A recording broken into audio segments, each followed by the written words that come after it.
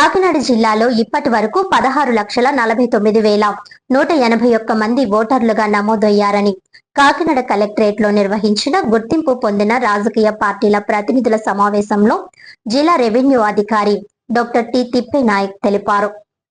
ఎన్నికల కమిషన్ సూచనల మేరకు కాకినాడ కలెక్టరేట్ లో గుర్తింపు పొందిన రాజకీయ పార్టీల ప్రతినిధుల సమావేశం జిల్లా రెవెన్యూ అధికారి డాక్టర్ టి తిప్పేనాయక్ అధ్యక్షతన జరిగింది. జిల్లాలో చేపడుతున్న ఓటర్ జాబితా కార్యక్రమాలు, పోలింగ్ స్టేషన్ల రేషనలైజేషన్, కొత్త పోలింగ్ కేంద్రాలకు ప్రతిపాదన, ఫారం 678 పరిష్కారం, ఓటర్ల జాబితా ప్రత్యేక సమగ్ర సవరణ, స్పెషల్ ఇంటెన్సివ్ రివిజన్ వంటి అంశాలను వివరించారు. ఈ కార్యక్రమాలు జిల్లాలో సజావుగా సాగేందుకు రాజకీయ పార్టీల ప్రతినిధుల సహకారాన్ని అందించాలని ఆయన కోరారు. ఓటర్ల సౌలభ్యాన్ని పరిగణలోకి తీసుకుని పునర్వ్యవస్థీకరణ, కొత్త పోలింగ్ స్టేషన్ల ఏర్పాటుకు ప్రతిపాదించడం జరుగుతుందన్నారు. పోలింగ్ నిర్వహణకు అనువుగా లేని కేంద్రాలను అనువైన మరో భవనంలోనికి మార్పుకు ప్రతిపాదిస్తున్నామని అన్నారు. జిల్లాలో ప్రస్తుతం 1640 పోలింగ్ కేంద్రాలు ఉన్నాయని, హేతుబద్ధీకరణ ప్రకారం జిల్లాలో అదనంగా మరో 185 కొత్త పోలింగ్ కేంద్రాలు రానున్నాయని తెలిపారు. ప్రతి పోలింగ్ బూత్ లోనూ ఓటర్ల సంఖ్య గరిష్టంగా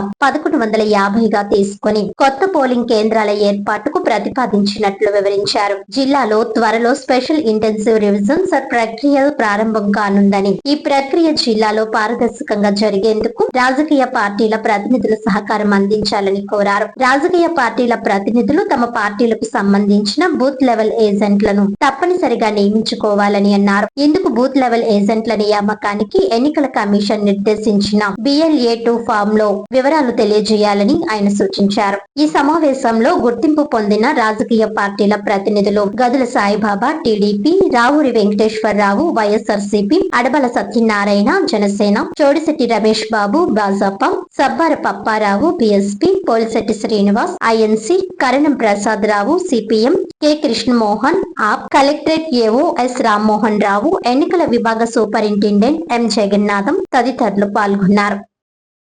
అన్ని కాన్స్టిట్యూన్సీలు కలిపి కాబట్టి ఇది మన వరకు ఇప్పటి వరకు వచ్చినటువంటి 6, 7, 8 మీద పెండింగ్ ఉండేవి 1219 ఉన్నాయి. సో ఇది పెండింగ్ ఫార్మ్స్.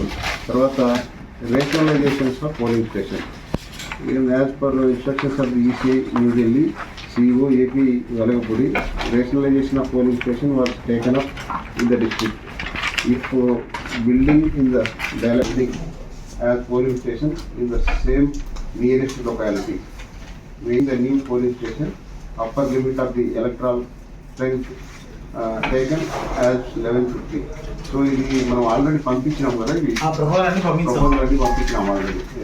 అంటే పోలింగ్ స్టేషన్స్ ఏమన్నా రేషనలైజేషన్ 1150 2గా చేయడం. So 1150 maximum. ఇంకా అంతకంటే ఒక ఓటరు ఎక్కువ సరే దాన్ని తీసి మనం చేసినాము.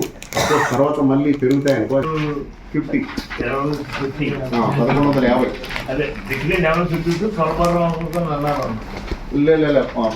అట్లాంటి వస్తాయి కదా, అటువంటివి వచ్చినప్పుడు షిఫ్టింగ్ అట్లాంటివి వచ్చినప్పుడు కొంచెం పెరుగుతాయి, 4 పెరుగుతాయి. సో తర్వాత ఫర్దర్గా ఎలక్షన్ కమిషన్ ఇచ్చేటువంటి ఇన్స్ట్రక్షన్స్ బట్టి మనం దాన్ని మళ్ళీ ఆ పర్టికులర్ పోలింగ్ స్టేషన్ ఏదైతే ఉందో దాన్ని మనం వెరిఫికేషన్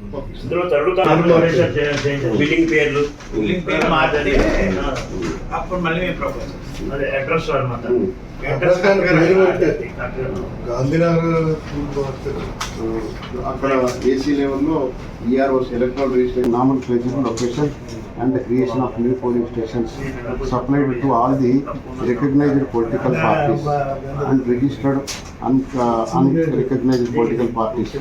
So